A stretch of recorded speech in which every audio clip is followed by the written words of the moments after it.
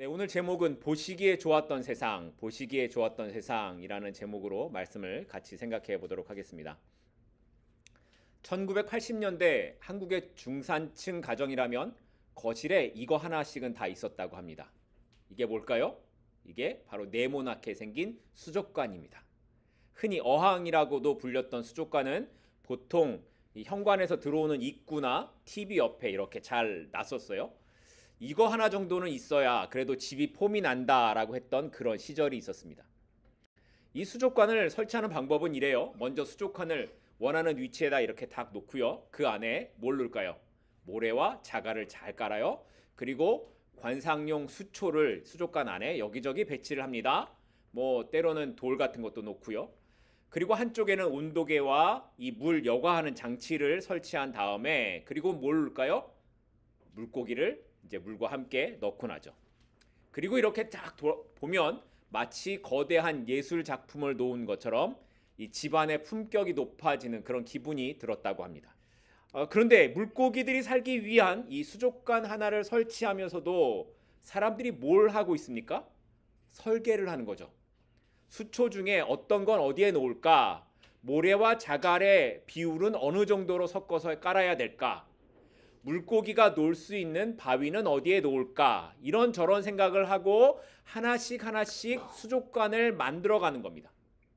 그렇게 준비가 다 끝나고 난 다음에 마지막에 뭘 넣어요? 물고기를 넣는 거죠. 물고기가 살기 위한 수족관 하나도 이렇게 만들어지는데 이 넓은 우주가 아무런 이유도 없이 계획도 없이 어쩌다가 갑자기 생겨날 수 있었을까요? 그래서 성경은 이 세상을 만드신 하나님의 계획과 순서가 그냥 되어지지 않았다라는 것을 우리가 지금 읽고 있는 창세기에서 분명히 알려주고 있는 겁니다. 지난 시간에 살펴본 것처럼 아무것도 없는 곳에 하나님께서는 태초에라는 뭘 만드셨다고요? 시간을 만드셨습니다. 그리고 이 시간의 시작과 함께 천지라는 공간이 만들어졌죠. 하지만 아직까지 이 천지의 공간은 혼돈과 어둠과 공허로 뒤엉켜 있었기 때문에 하나님께서 여기에 가장 먼저 만드신 것이 무엇이었다고요? 빛이었습니다. 그리고 이 빛으로 인해 빛과 어둠이 나누어지기 시작했고 하나님께서 이 빛을 뭐라고 부르셨다고요? 낮이라 부르셨고 어둠을 밤이라고 부르셨습니다. 이것이 첫째 날 하나님의 창조였습니다. 이렇게 낮과 밤을 나누신 하나님께서는 이제 둘째 날이 되자 비로소 공간을 만들기 시작하셔요. 오늘 본문 6절과 7절 말씀입니다.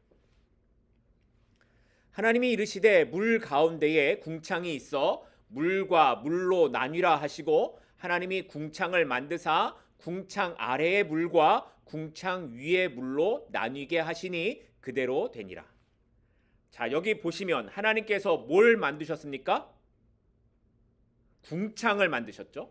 그런데 8절 말씀을 보면 이 궁창을 뭐라고 하고 있습니까? 하나님께서 이 궁창을 하늘이라고 부르셨습니다. 그러니까 궁창은 뭐라고요? 하늘인 거예요. 그런데 우리말로 하늘이라고 번역된 이 히브리어 샤마임이라는 이 단어는 단수가 아니라 복수형의 단어입니다. 그래서 샤마임은 복수인데 그렇게 생각하면 하늘이라고 번역하는 것보다 뭐라고 번역하는 게 더 맞아요? 하늘들이라고 번역하는 게 더 맞을 거예요. 그래서 성경에서 하늘이라고 하면 우리 눈에 보이는 하늘을 의미하는 것도 있지만 사도 바울이 말했던 셋째 하늘, 그러니까 세 단계의 하늘이 있음을 이야기하기도 하는 겁니다. 고린도후서 12장을 보면 사도 바울이 자신이 셋째 하늘에 이끌려갔었다라고 고백을 해요. 그래서 성경학자들은 여기가 하나님께서 계신 하늘이라고 해석을 했습니다. 셋째 하늘이. 이렇게 히브리어에서 하늘은 그 단어 자체가 복수형으로 사용됨으로써 세 단계의 하늘이 있었음을 알려주고 있습니다. 그렇다면 오늘 창세기에 기록된 이 하늘은 어떤 하늘을 의미하는 걸까요? 오늘 말씀에서의 하늘은 하늘의 의미는 1층천, 그러니까 우리 눈에 보이는 하늘만을 의미합니다. 그리고 이 의미로 하늘을 보게 되면 하나님께서 대기권까지의 하늘을 만드시고 그 대기권 위의 물과 그 아래의 물로 나뉘게 하신 일이 두 번째 날에 이루어진 창조의 일이었습니다. 여기까지 따라오시나요? 그러니까 둘째 날 이전에는 그러면 어떤 상태였을까요? 이 세상이, 온 세상이 그냥 다 물로 뒤덮여 있던 상태였는데 하나님께서 그 물 사이에 뭘 만드셨다고요? 궁창, 하늘, 이 궁창을 만드시고 그 궁창 위의 물과 궁창 아래의 물로 분리하셨다라는 거예요. 그리고 이 궁창을 하늘이라고 부르셨다라는 겁니다. 그런데 이 말씀을 다르게 보면 궁창 아래의 물부터, 잘 보세요. 궁창 아래의 물부터 궁창 위의 물까지의 뭐가 생길까요? 공간이 생겨요. 그쵸? 궁창 아래, 하늘 아래에 물이 있고 하늘 위에 물이 있으니 그 사이에 공간이 생겨요. 이걸 궁창이라고 부르셨고 다른 말로 하늘이라고 부르신 거예요. 자, 그런데 여러분, 이런 공간은 만드는 겁니까? 아니면 그냥 생겨나는 겁니까? 보세요. 두 물체 사이를 비우게 되면 저절로 생기는 게 뭐예요? 공간이죠. 물을 위아래로 나누게 되면 저절로 생기는 게 공간이에요. 이게 궁창이에요. 그런데 하나님께서는 이걸 저절로 생겼다라고 하지 않으시고 뭐라고요? 만드셨다라고 합니다. 그러면 성경은 왜 하나님께서 궁창을 만드셨다고 기록하고 있는 걸까요? 사실 우리가 하늘이라고 부르는 이 대기권까지의 거리는 땅에서부터 약 10km 정도가 된다고 합니다. 그리고 우리가 대기라고 부르는 공간 속에는 이 인간이 살아가는 데 필요한 산소와 질소, 이산화탄소, 아르곤 뭐 이런 것들이 있는데 그 중에 가장 많은 비율을 차지하는 것이 질소입니다. 질소가 몇 퍼센트나 될까요? 공기 중에? 78% 정도 된다 그래요? 자, 그러면 우리가 숨 쉬는데 필요한 산소는 몇 프로나 될까요? 산소는 21% 정도가 된다고요. 나머지 1%가 뭐 다른 여타, 기타 등등의 그런 기체들인 거예요. 그런데 여기서 산소의 비중이 조금만 낮아져도 사람들이 뭘 못해요? 숨을 못 쉬어요. 그러면 반대로 산소의 비중이 조금만 높아지면 어떻게 될까요? 산소가 많으면 불이 너무 많이 일어나요. 불바다가 되는 거예요. 그런데 이 비율이 몇천 년 동안 변하지 않고 계속해서 유지되고 있다는 거예요. 대단하지 않습니까? 심지어 이 공기 중에는 압력이라는 게 있어요. 그래서 지구의 날씨와 환경에 많은 영향을 주는데요. 우리가 잘 아는 고기압, 저기압, 바로 이런 게 압력인 거예요. 근데 여러분 혹시 지금 여러분이나 저나 이런 압력을 받고 있다는 사실을 아십니까? 한 사람이 공기 중에서 받는 압력을 무게로 환산해서 보면 약 대략 10톤 정도의 무게로 압력을 받고 있다고 합니다. 근데 여러분 지금 10톤의 무게가 느껴지십니까? 10톤이 위에서부터 눌리면 우리가 죽겠죠. 근데 우리가 이 무게를 못 느끼는 건 이 압력이 몸 전체 사방으로 퍼져 있기 때문에 느끼지 못한다라는 거예요. 신기하지 않습니까? 하나님께서 만드신 궁창이라는 공간이 바로 이런 역할을 하고 있는 거예요. 사람이 살도록 하기 위해 하나님께서 만드신 이 세상이 잘 돌아갈 수 있도록 하시기 위해 이 궁창을 만드시고 물을 나뉘도록 구별하셨다라는 거예요. 그런데도 이런 모든 것들이 저절로 갑자기 팽창을 해서 우주가 만들어졌다라고 할 수 있을까요? 적어도 하나님을 알지 못한다라고 해도 세상이 이렇게 만들어지고 유지된다라는 것만 생각을 해도 보이지 않는 어떤 힘이 있다라는 것을 우리는 생각할 수밖에 없을 겁니다. 그런데도 하나님을 무시하는 세상은 기독교가 틀렸다라고 말하고 있는 겁니다. 하지만 우리가 살펴보는 것처럼 하나님께서 사람을 위해 천지를 만드시고 온통 어둠뿐이던 세상에 빛을 만드셔서 빛과 어두움을 나누게 하셨습니다. 그리고 온통 물로 덮여있던 세상에 궁창을 만드시고 그 위의 물과 그 아래의 물로 나뉘게 하셨습니다. 그리고 이제 그 아래에 있던 물들을 한 곳으로 모으셨는데 이렇게 모인 물을 뭐라고 부르셨다고요? 바다라 부르셨습니다. 이것이 셋째 날의 시작이었습니다. 오늘 본문 9절과 10절 말씀입니다. 하나님이 이르시되 천하의 물이 한 곳으로 모이고 묻이 드러나라 하시니 그대로 되니라. 하나님이 묻을 땅이라 부르시고 모인 물을 바다라 부르시니 하나님이 보시기에 좋았더라. 궁창을 만드셨을 때까지만 해도 그 아래는 궁창 아래는 전부 다 뭐라고요? 물이었습니다. 땅이 없어요. 다 물이었어요. 그런데 셋째 날이 되었을 때 하나님께서 세상의 물이 한 곳으로 모이라고 말씀하시자 비로소 땅이 드러나고 바다가 만들어지게 되었다는 겁니다. 근데 이 부분을 오늘 창세기보다 더 자세하게 보여주고 있는, 더 자세하게 묘사하고 있는 성경이 있어요. 어디냐면 시편 104편 6절부터 9절까지 말씀입니다. 시편 104편 6절부터 9절입니다. 나중에 찾아보시고 제가 읽겠습니다. 옷으로 덮음같이 주께서 땅을 깊은 바다로 덮으심에 물이 산들 위로 솟아올랐으나 주께서 꾸짖으시니 물은 도망하여 주의 우레소리로 말미암아 빨리 가며 주께서 그들을 위하여 정하여 주신 곳으로 흘러갔고 산은 오르고 골짜기는 내려갔나이다. 주께서 물의 경계를 정하여 넘치지 못하게 하시며 다시 돌아와 땅을 덮지 못하게 하셨나이다. 물이 어디에 있었다고요? 산들 위에 있었대요. 그런데 하나님께서 말씀하시니까 물이 도망하듯이 내려가 모였고요. 산은 올라오고 골짜기는 내려갔다라는 거예요. 그렇게 하나님께서 물의 경계를 정하시자 그 물들이 경계를 넘어서 땅을 덮지 못하게 되었다라는 겁니다. 그런데 여러분 신기하지 않습니까? 여러분 지구는 어떻게 생겼나요? 동그랗게 생겼죠. 구체예요. 혹시 여러분 중에 아직도 지구가 판판하다라고 생각하시는 분은 없으실 겁니다. 그런데 이 바다는 어디에 있습니까? 이 지구의 표면에 붙어 있습니다. 지구 표면에 붙어 있는 물이 바다입니다. 그런데 어떻게 그 물들이 한 곳에 모여서 흩어지지 않고 붙어 있는 걸까요? 이게 지구의 중력과 대기 중에 있는 좀 전에 말씀드린 압력 때문이라고 합니다.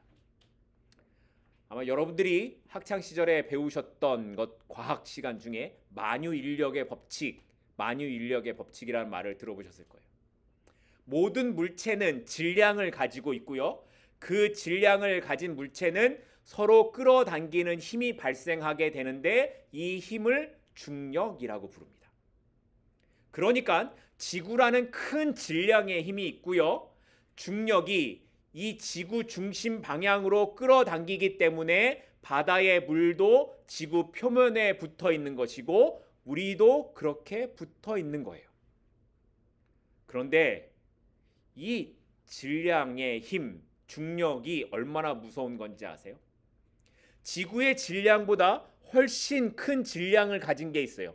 그게 뭘까요? 태양입니다. 태양은 지구 질량의 30만 배가 넘습니다. 자, 그러면 태양의 질량이 훨씬 더 크니까 지구가 태양 쪽으로 끌려가게 되겠죠. 태양이 지구를 끌어당겨서 지구가 떨어져 나가지 않도록 그렇게 지금도 움직이고 있는 거예요.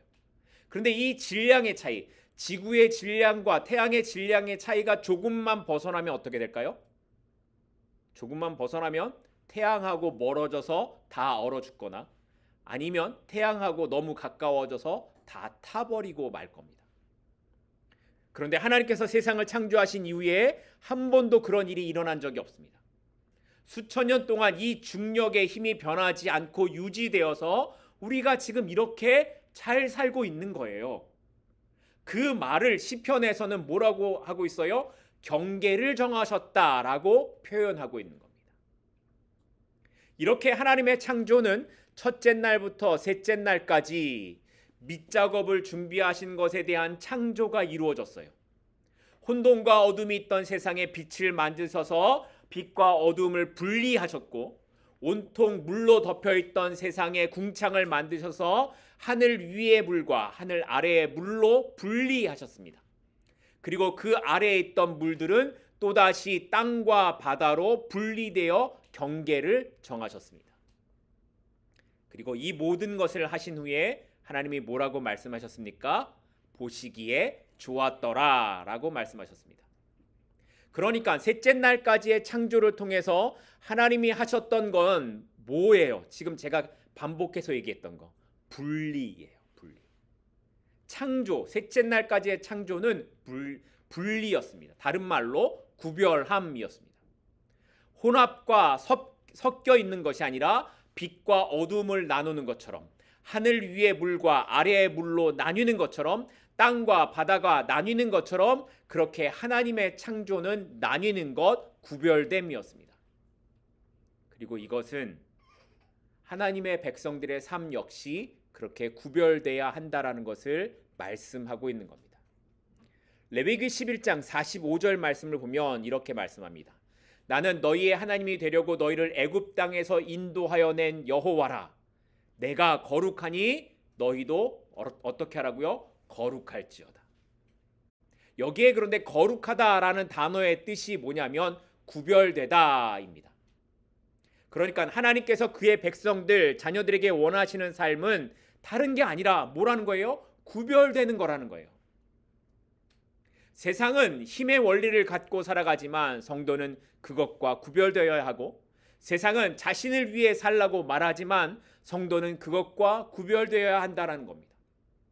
이게 섞이면 그게 혼합이고 심판이고 멸망이라는 것을 말씀하고 있어요. 그래서 노아의 홍수가 보여준 것이 뭐였습니까? 이 혼합됨의 결과였습니다. 노아의 홍수는 궁창 위의 물과 궁창 아래의 물이 합해지는 결과였습니다. 그랬더니 어떻게 되었습니까? 죽음이었습니다. 구별되지 않고 합해지는 것은 죽음이라는 거예요. 이스라엘 백성들이 하나님께 징계를 받아 포로로 끌려갔던 이유가 뭘까요? 하나님만 섬기라고 말씀하셨음에도 그들이 하나님과 함께 뭘 섬겼기 때문에? 우상을 섬겼기 때문이었습니다. 이스라엘 백성들이 하나님을 섬기지 않은 게 아니에요. 그들은 하나님을 섬겼어요. 그러면서 동시에 우상도 섬겼고, 그렇게 혼합된 모습, 그것이 하나님 앞에서 죄였다라는 겁니다. 그런데 그렇게 포로로 끌려갔던 사람들 중에, 그렇게 혼합된 것 때문에 포로로 끌려갔던 사람들 중에 다른 삶을 살겠다고 결정한 사람이 등장을 해요. 다니엘서 1장 8절입니다. 다니엘은 뜻을 정하여 왕의 음식과 그가 마시는 포도주로 자기를 더럽히지 아니하리라 하고 자기를 더럽히지 않도록 환관장에게 구했다. 다니엘이 뭐 했다고요? 뜻을 정했다고요. 다니엘은 하나님 앞에서의 기준을 정했습니다. 그리고 그것을 지키기로 결정했습니다. 그것이 어떤 결과를 가져올지 알지 못하고, 그것 때문에 자신에게 어떤 문제가 생길지도 모르지만 다니엘은 자기를 더럽히지 않도록 뜻을 정했습니다. 자기를 구별했다라는 거예요. 하나님께서는 지금 우리의 삶이 이렇게 구별되기 원하십니다. 갈수록 세상 속에서 성도의 삶은 구별되어지지 않아 보입니다. 하나님을 믿지만 내가 갖게 될 이익이나 소유가 중요해서 스스로 타협하죠. 저도 그래요. 여러분도 그렇지 않으십니까? 하나님을 믿지만 내 일이 우선될 때가 있고, 내가 하고 싶은 일이 우선될 때가 더 많이 있습니다. 그렇게 하나 둘씩 구별되어야 하는 삶에 혼합된 모습들이 들어오기 시작하면 그게 뭐라는 거예요? 그게 죄라는 거예요. 그런데 하나님께서 세상을 만드실 때부터 우리에게 보여주고 계시는 것은 구별됨이었습니다. 구별되라고 말씀하시는 거예요. 세상의 기준과 가치관과 유혹에 마음을 두지 말라는 겁니다. 빛과 어둠이 함께 할 수 없듯이, 땅과 바다가 함께 할 수 없듯이 하나님께서는 오늘도 너희가 구별되라고, 너희가 거룩하라고, 너희도 이렇게 구별된 삶을 살아야 되지 않겠냐고 말씀하고 있는 거예요. 창조를 통해 하나님 우리에게 말씀하십니다. 구별된 삶을 살라고. 여러분의 삶을 어떻게 살아가시겠습니까? 오늘 말씀을 통해 하나님 앞에서, 그렇습니다 하나님, 나도 뜻을 정하여, 하나님 앞에 나의 뜻을 정하여 구별된 삶을 살아가겠습니다. 그런 고백이 오늘 저와 여러분 가운데 있기를 소망합니다. 이렇게 이제 채워질 이 공간을 만드신 하나님의 창조는 셋째 날부터 땅에 있어야 하는 풀과 나무를 만드시는 것으로 계속 이어져 갑니다. 오늘 본문 12절입니다. 땅이 풀과 각기 종류대로 씨 맺는 채소와 각기 종류대로 씨 가진 열매 맺는 나무를 내니 하나님이 보시기에 좋았더라. 자, 12절 말씀을 자세히 보시면 여기 반복해서 나오고 있는 단어가 있어요. 뭘까요? 종류대로입니다. 종류대로. 각기 종류대로, 이 말이 12절 앞에 있는 11절에도 반복해서 나오고 1장 전체에서는 몇 번이나 나올까요? 저를 보시면 답이 나옵니다. 몇 번이나 나올까요? 10번 나옵니다. 그러니까 하나님께서 모든 생물을 창조하실 때부터 각각 그 종류대로 그 종 안에서 창조하셨음을 보여주고 있는 거예요. 이 말은 한 종에서 다른 종으로 진화되어서 넘어가는 것이 아니라 원래부터 풀은 풀로, 나무는 나무로 그렇게 창조된 것이라는 것을 말씀하고 있는 겁니다. 그런데 진화론의 핵심의 주장이 뭡니까? 종이 변화된다라는 거예요. 다시 말해서 한 생명체가 오랜 시간이 지나고 나면 다른 생명체로 변할 수 있다라는 얘기예요. 하지만 이런 주장을 뒷받침하려면 그런 과정 중에 생겨났던 어떤 중간체들이 있어야 되는데 그런 화석들을 찾아볼 수가 없어요. 예를 들면 이런 거예요. 원숭이가 변해서 사람이 됐다고 하면 중간체, 사람의 머리를 가진, 원숭이 엉덩이를 가진 그런 화석이 발견되어야 되겠죠. 그런데 그런 화석이 없어요. 그래서 이 부분에 대해 성경은 명확하게 말씀하고 있는 거예요. 하나님께서는 각기 그 종류대로 창조하셨다. 이게 더 합리적이고 타당한 근거가 되지 않아 보입니까? 여러분은 어떤 게 믿어지십니까?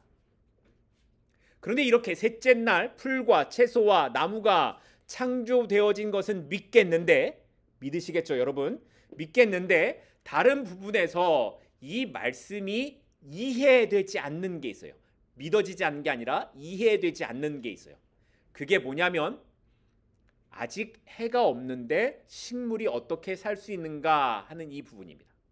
왜냐하면 이때까지, 셋째 날까지는 아직 해와 달이 만들어지지 않았기 때문입니다. 여러분, 해가 없으면 식물이 삽니까 못 삽니까?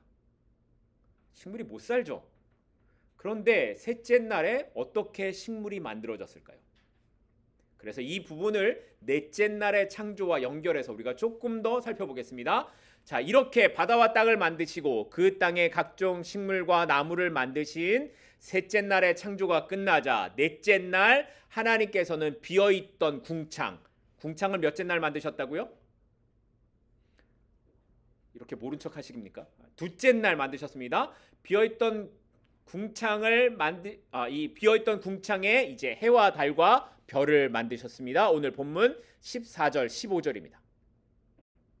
하나님이 이르시되 하늘의 궁창에 광명체들이 있어 낮과 밤을 나누게 하고 그것들로 징조와 계절과 날과 해를 이루게 하라. 또 광명체들이 하늘의 궁창에 있어 땅을 비추라 하시니 그대로 되니라.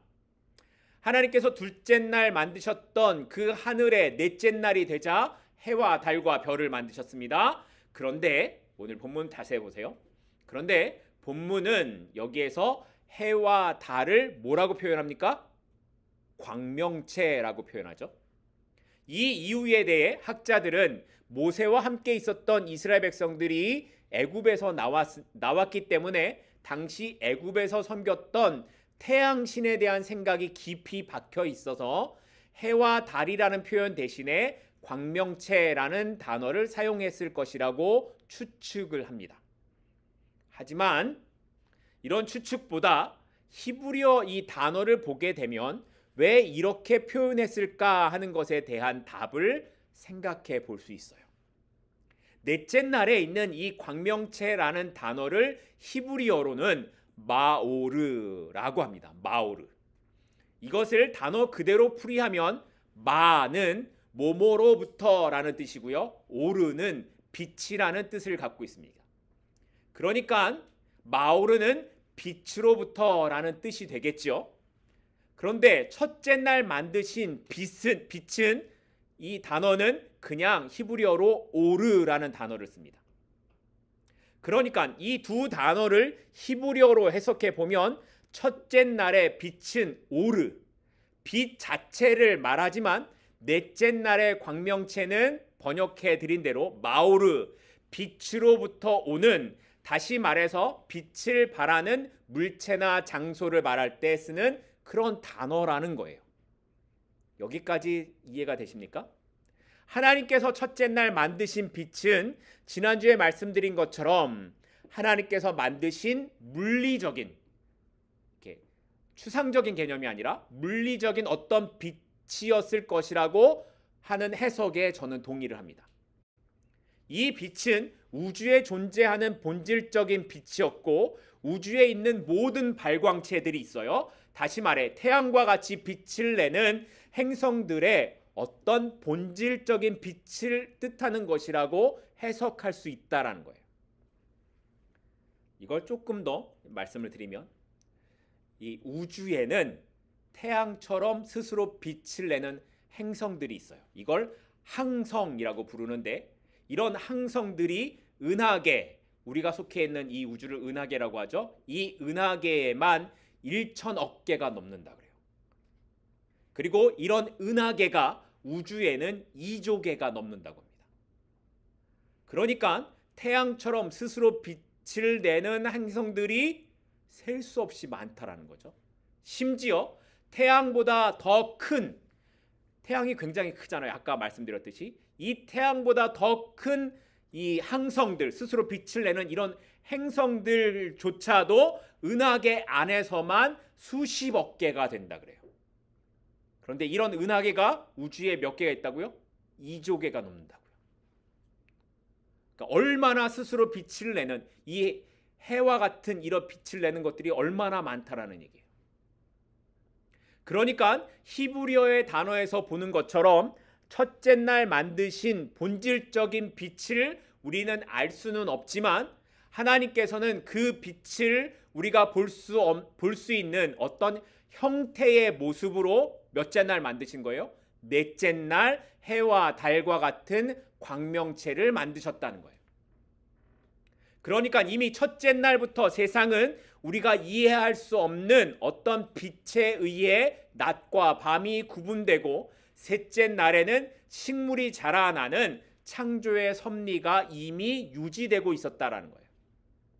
그러다가 넷째 날에 하나님께서 그 본질적인 빛을 알 수 없는, 이해할 수 없는 사람들에게 그 빛을 보게 하시는 대용품으로 뭘 만드신 거예요? 광명체를 만드셨다는 거예요.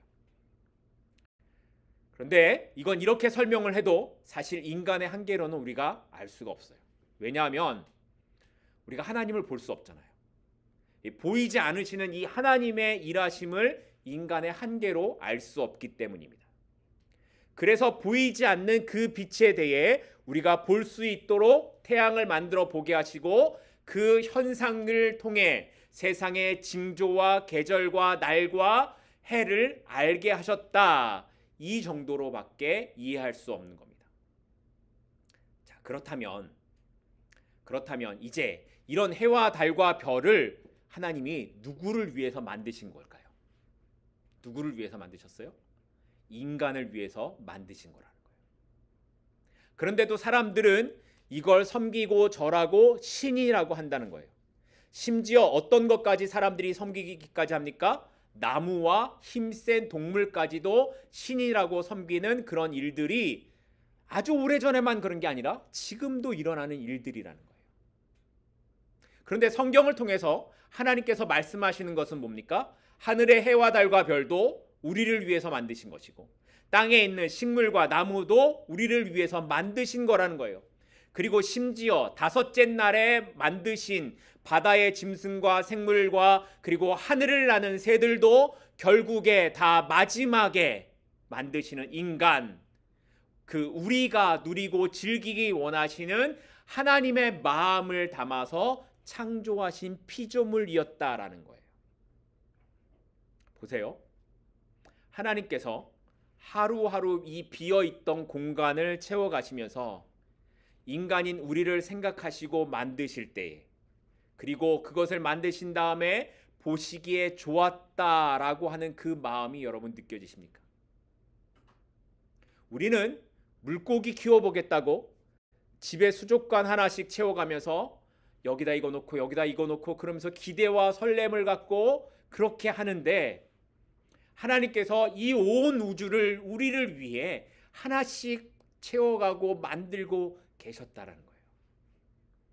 그렇게 하나님께서 만드신 세계는 하나님이 보시기에 좋았고 그래서 기뻤던 곳이었습니다. 그래서 5일까지의 창조 기록을 보면 하나님께서 매일마다 그 일을 마치시면서 뭐라고 말씀하십니까? 보시기에 좋았다라고 하십니다. 자, 그런데 그럼 이런 질문을 하시는 분이 있을 거예요. 창세기를 미리 읽어보신 분은 이런 질문을 하실 거예요. 아닌데요? 둘째 날은 아닌데요? 라는 질문을 하실 거예요. 둘째 날에는 하나님이 보시기에 좋았다라는 게 없거든요.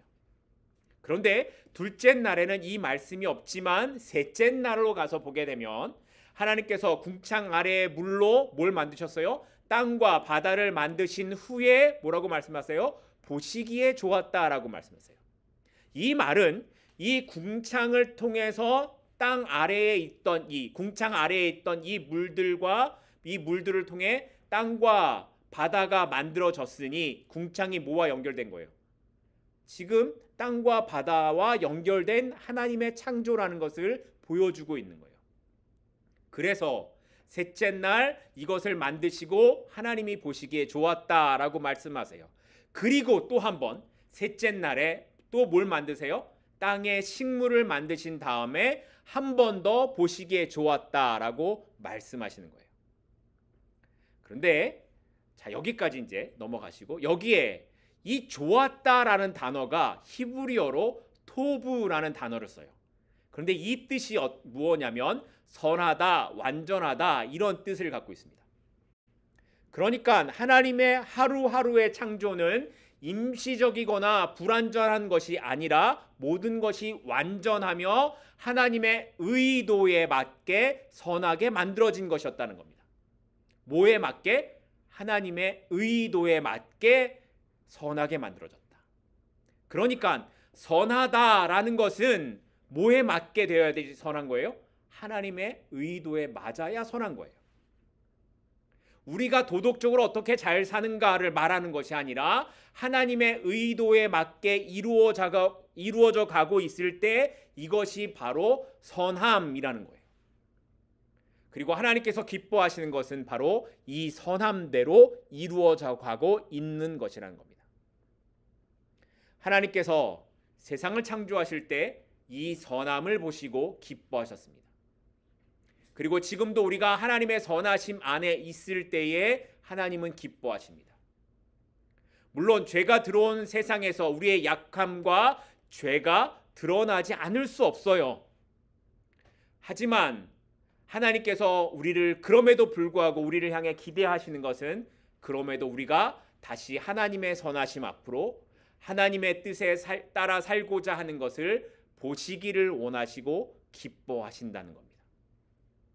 그리고 마지막 날 주님께서 다시 오시는 그날이 되면 이 선하신 하나님의 세상이 완전하게 다시 세워질 것입니다.